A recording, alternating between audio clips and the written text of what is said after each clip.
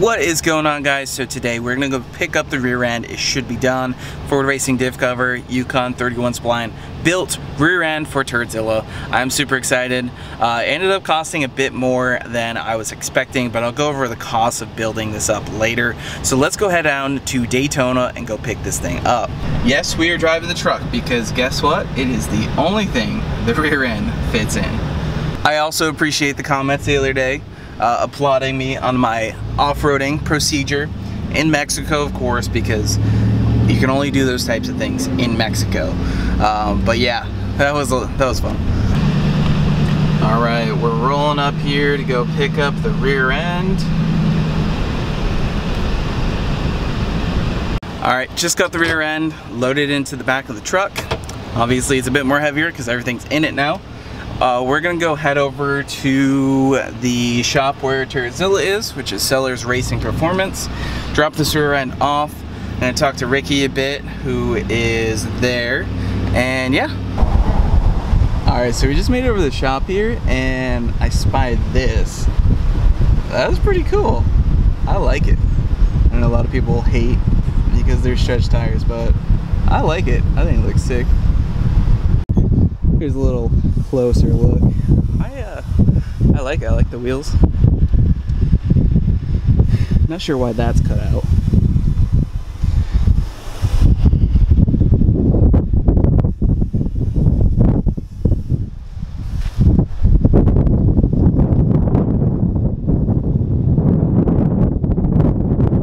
Alright, so here we have the built rear end, Ford Racing diff cover, 31 spline axles, Yukon diff, and 456 gears. Getting ready to go into Turdzilla. Alright, so I just talked to Ricky in there. I got some bad news for you guys about this Mustang here. So, I personally like it, even with the stretch in the rear. Ricky just informed me that it's going to be getting more camber because that's what the owner likes to do. So, going to be getting more camber. It is really low. But yeah, that's the update on that. Alright, so update on Turdzilla. Rear end is in the shop, ready to go in the car. I'm going to come back when Nick is here to, obviously I need to use his tools. He's not here. He actually went out of town on a vacation.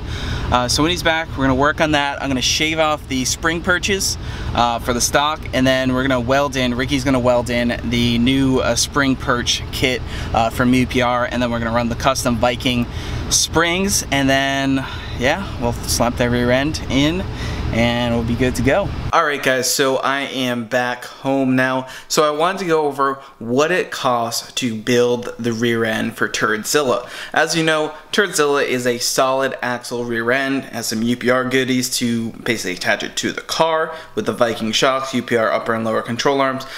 Specifically, I'm going to be talking about the internals and what it costs to rebuild after we blew it up. Alright, so I'm going to start by each individual part or package. We ended up doing the full Yukon 31 spline Dura grip differential. It came with the 31 spline axles, 456 gears, the differential, and all the various parts that we needed to put it back together. That package came in at $788.28, and that package was pretty much everything we needed to go ahead and rebuild the rear end. I want to give a huge shout out to Don and John Giff. They sent that kit over here. It was a huge help getting Turdzilla back up and running, which we will be installing this thing tomorrow, and I'm so excited to get this thing back out to the track. The next item we did was a Ford Racing diff cover, $230. I can find it for somewhere around $175, $180 online. It was out of stock.